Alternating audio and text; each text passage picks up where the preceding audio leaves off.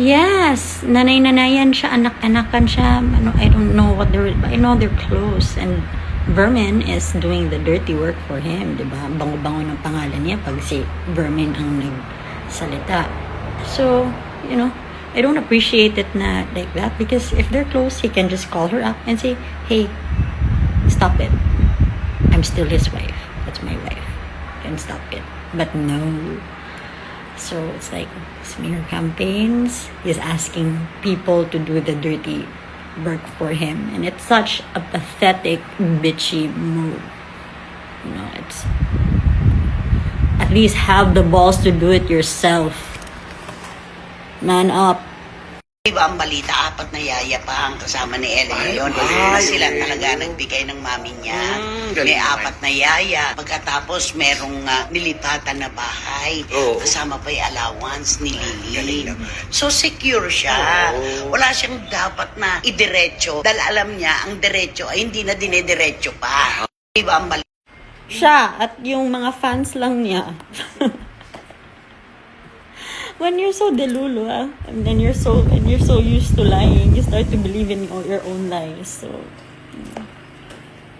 well, at the time, October, November, December, I was okay with it because, wala, it didn't really bother me because kaya ko naman eh. I mean,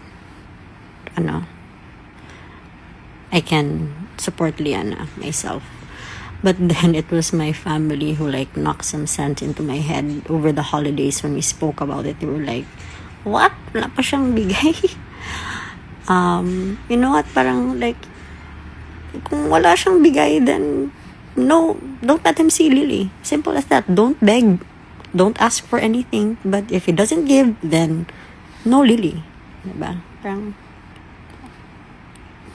ano kasi naswerte? Tama lang naman.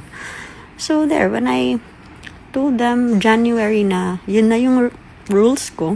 Kung hindi kayo magbigay, then walang Lily. So, yun, dumating yung credit card 2 weeks ago. Since October last year, he hasn't given. Diba? So, October, November, December, January. So, came January, I had it. My family was like, nope, don't tolerate that shit. If he doesn't give anything, then no Lily. That's simple. So that's when I called them out and I think they panic. Well, nothing man. So there. But 2 weeks ago, less than 2 weeks ago, the credit card arrived. Yun na yan. And then grabe magka-flex, bili ng cars and all that. So, you know, you see where his priorities are. Like, oh my God. Diba? Kung quiet na lang unta siya, di ta ma-trigger din di mangangkon, di magpaka-feeling na dato kay siya, di ba ma-trigger kayo eh. Makatingog ta eh. Piragaba din ta.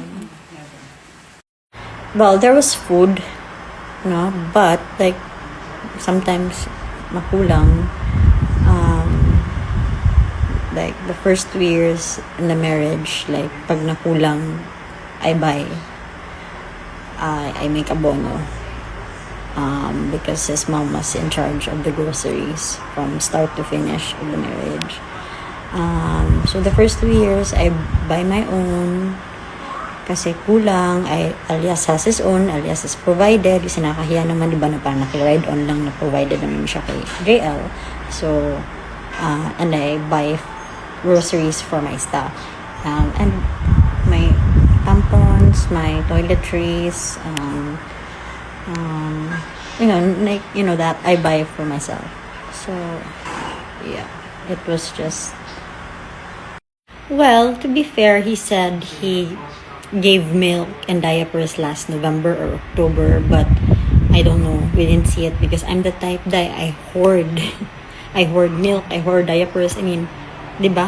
I even hoard makeup. What more food and stuff for my children. So, di namin yun nakita and di namin ma-trace. Sana he can provide receipts. So, it's there. But he said that he sent milk and diapers in October.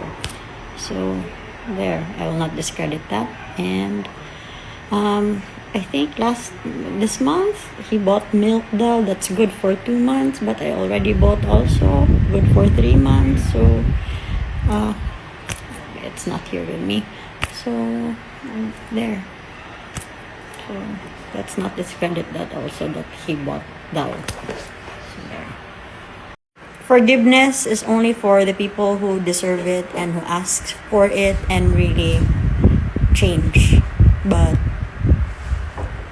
I'm not Mother Teresa, bye. I'm not there yet.